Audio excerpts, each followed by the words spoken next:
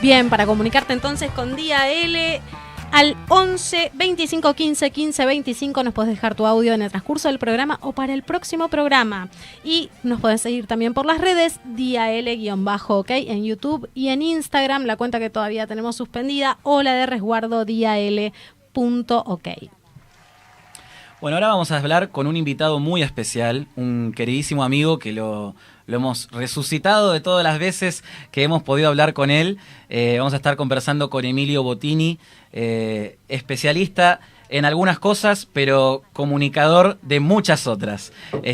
Y hoy en día vamos a estar conversando en una sección muy especial de nuestro programa que es ¿Cómo fue? Acá vamos a estar hablando de todo. La eterna guerra del campo con el kirchnerismo, los planes para ir a la estratosfera de Menem, el helicóptero del 2001. Pero lo que sí, nos vamos a meter a ver cómo fueron los distintos momentos de nuestra historia vistos con otra luz. ¿Cómo estás, Emilio? ¿Qué tal? ¿Cómo andan, chicos? Qué gusto verlos. Y les quiero hacer un comentario, porque los estaba escuchando, muy interesante todo lo que comentaron. Y con respecto al 2001-2002, que yo lo viví, en ese momento, en el pasaje ese, leí una historia argentina, y vos sabés que a mí me gusta recomendar lecturas y libros. Busquen toda la información que tengan de lo que fue la crisis de 1890 y van a ver el calco.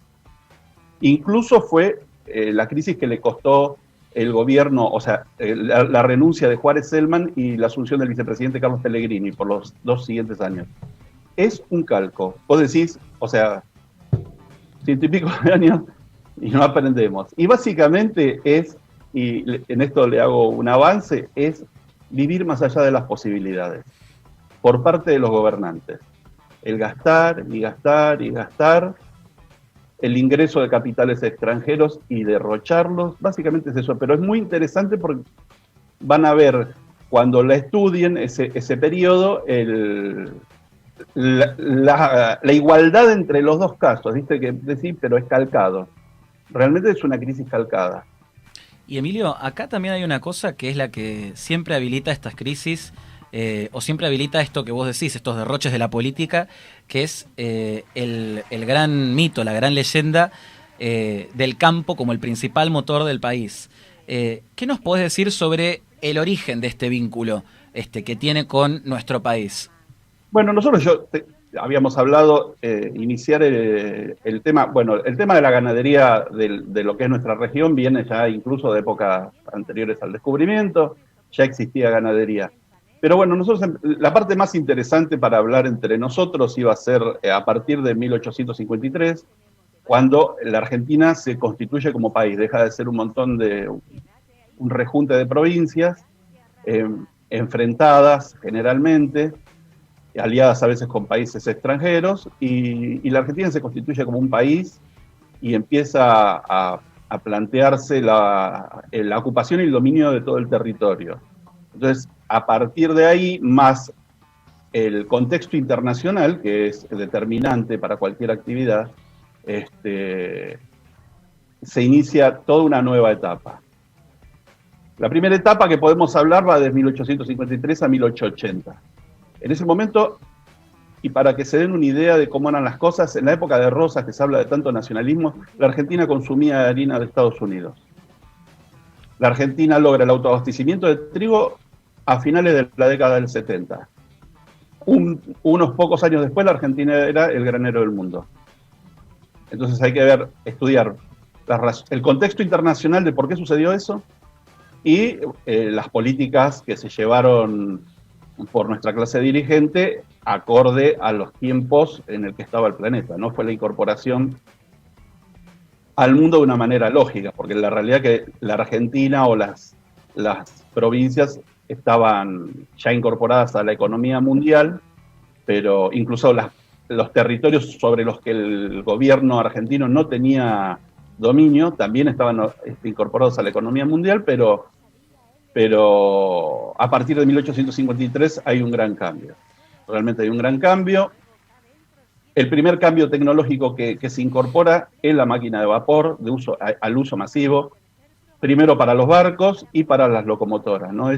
La revolución logística que se da en la década del 70 y posterior, y a partir de la década del 70, de 1870, es determinante para establecer la economía que vino después.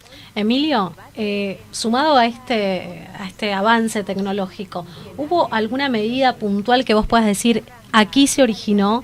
¿Hay algún cambio puntual en la política o en las medidas económicas que se tomaron para convertirnos en el lapso de medio siglo en el granero del mundo? ¿Y crees que eso se podría hoy implementar nuevamente?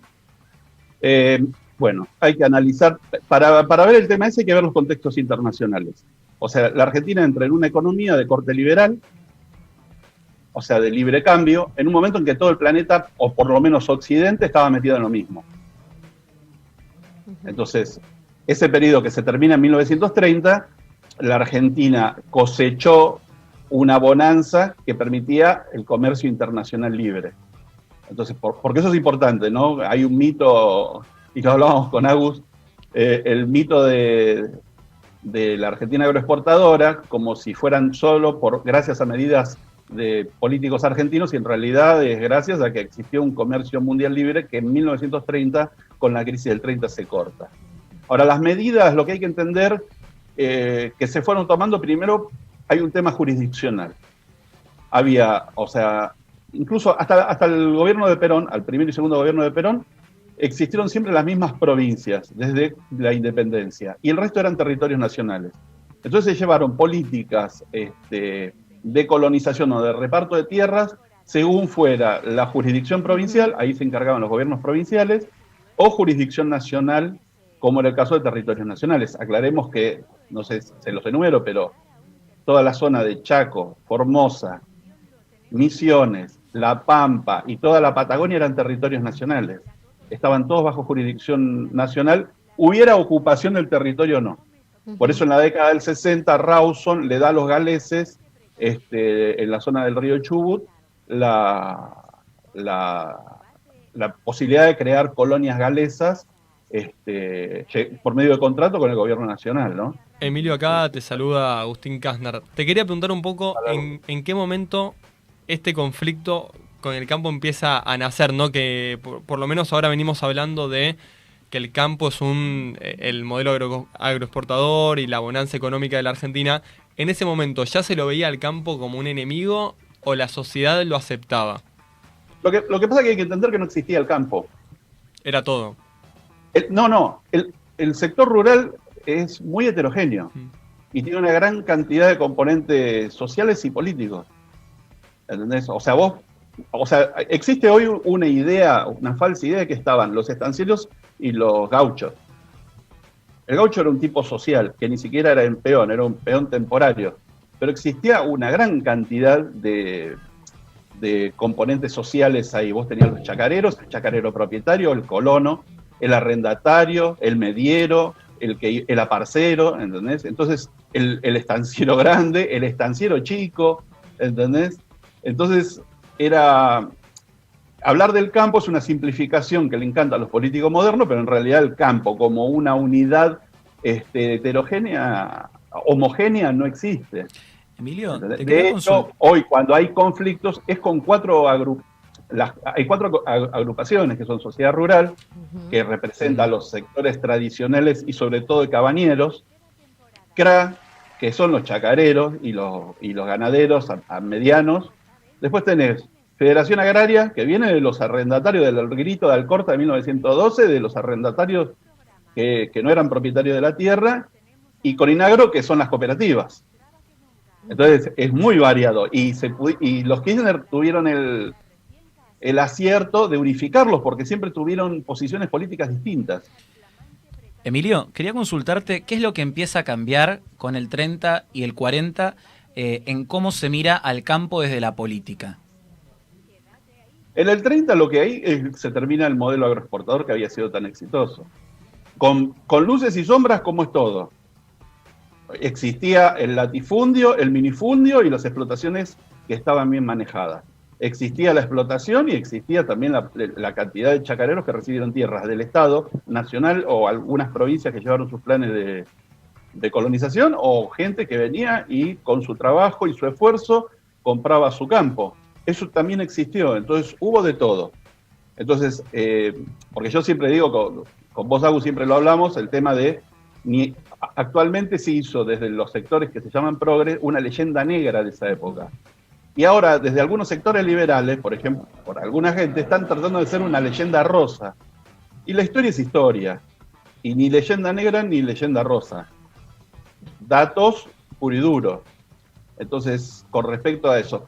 En el 30 lo que se produce es la crisis internacional y el cierre de los mercados internacionales. Y de nuestro principal mercado, que era el británico, de priorizar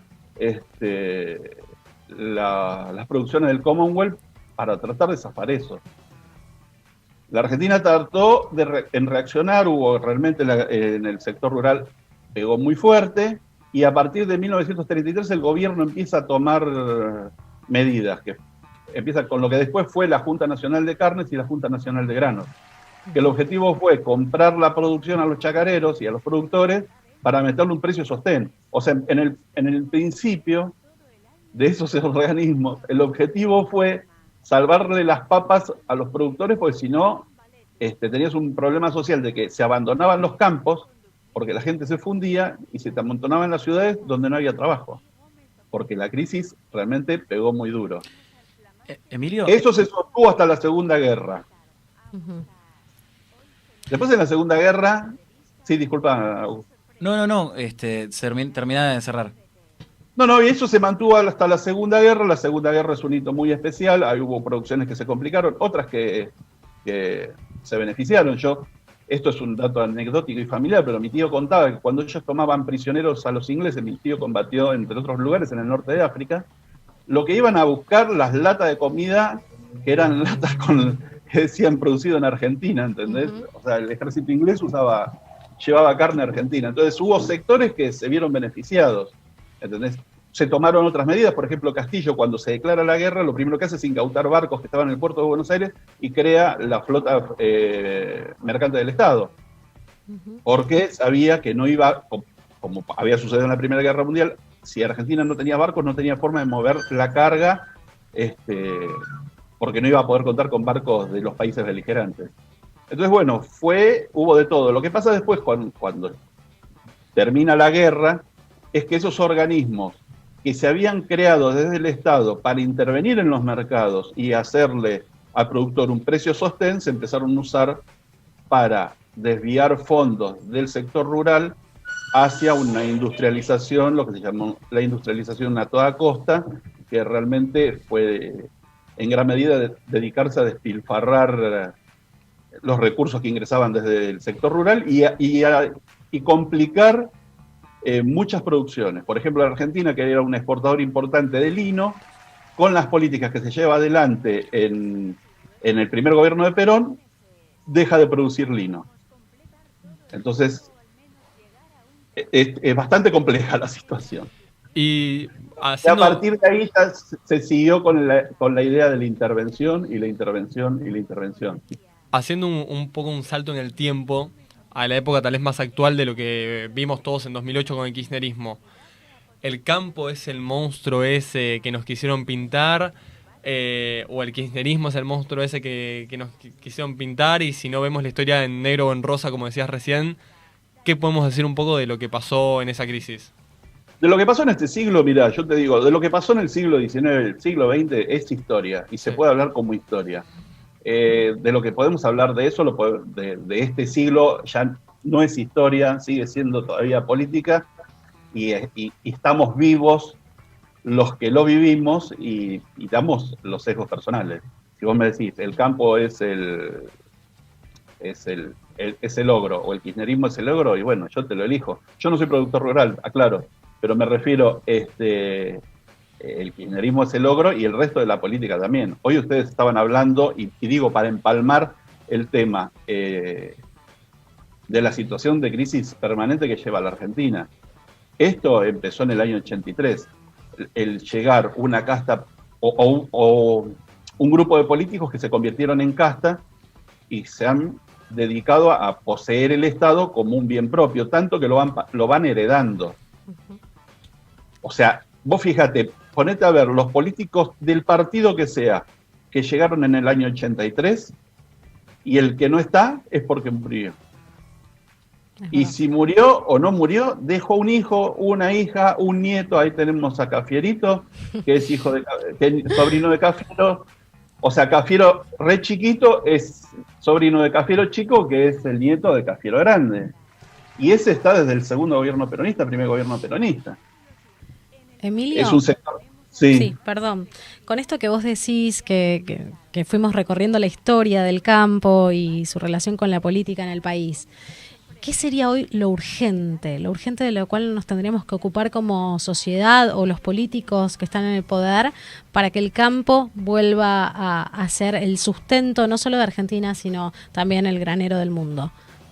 Para que Argentina sea el granero del mundo, vamos a ver, o sea, me parece que hay varios temas que hay que empezar a tocar. Uno es el tema de cómo se manejan las relaciones comerciales. Hay un tema que para mí es muy importante, que es el ambiental. Uh-huh. Es un tema que se tiene que empezar a tratar desde lo productivo, se está empezando a hablar. Uh-huh. Ahí empieza a haber mucha investigación. Este es un tema que se empezó a tocar más o menos en la década del 60-70, lo que pasa que no parecía acuciante y hoy sí se nota que es un problema serio el cómo se plantea la producción de acá para adelante. Uh-huh. Y después, bueno, un problema que para mí me parece que es mundial y que vamos a ver cuál va a ser el contexto en todo el planeta, que es el energético. Porque si vos te pones a ver, cuando ves la historia del 53 para acá, estamos hablando, o de antes, estamos hablando de pasar del barco a vela y la carne salada para los esclavos y el cuero para Europa. La máquina de vapor permitió ampliar la cantidad de puertos y el traslado y la refrigeración. Entonces cambiar la producción, en vez de mandar tasajo, mandar carne refrigerada y carne congelada. El despoblamiento del campo hacia la industria fue subsanado con el tema de la mecanización. A partir de la década de 60, del 50 y en adelante, se empieza la tractorización a full, a pleno. Uh-huh. Y hoy tenemos que empezar a seguir hablando del tema de la energía, de dónde va a salir. Porque nosotros pasamos del carbón de piedra al petróleo, al gasoil, ¿y ahora qué? Porque, como yo lo veo y lo venimos estudiando, estamos ya empezando a raspar el fondo de la olla de los hidrocarburos. Emilio, te quería agradecer por haber participado, por todo lo que nos dejaste. Tenemos muchas cosas en el tintero, la verdad, con el día de hoy, así que otro día lo vamos a tener que desarrollar y vamos a tener más oportunidades en esta sección de comentar de un montón de cosas que hacen a lo que fue nuestra historia y a lo que nos hace lo que somos en este momento. Te hago una preguntita cortita, una definición sobre Proyecto Artigas y Grabois. ¿Qué significan? La búsqueda de fondos. Es simplemente, cortito y al pie fue. Cortito y al pie. No es otra cosa que un chantaje. Y déjame hacer un único comentario que es con respecto al tema de la historia y del no uso político de la historia. Uh-huh. Pérez Reverte siempre dice de que no existe nada nuevo, que todo ya pasó y que lo que nos parece nuevo en realidad es algo que olvidamos. Cuando se falsea la historia, sea para la leyenda negra o para la leyenda rosa, se está privando a las generaciones futuras de las herramientas para resolver los problemas recurrentes que tiene la humanidad. Uh-huh. Entonces, es muy importante que cuando se habla de historia, se hable de datos históricos. Bien. Y ese es nuestro objetivo. Muchísimas gracias, Emilio. La verdad que es un placer. Te comprometemos para nuevos programas, para que nos sigas contando, sabes, un montón. Un placer. Para mí, personal, hablar con vos. Muchas gracias por estar en el primer programa de Día L. Un beso. Beso grande.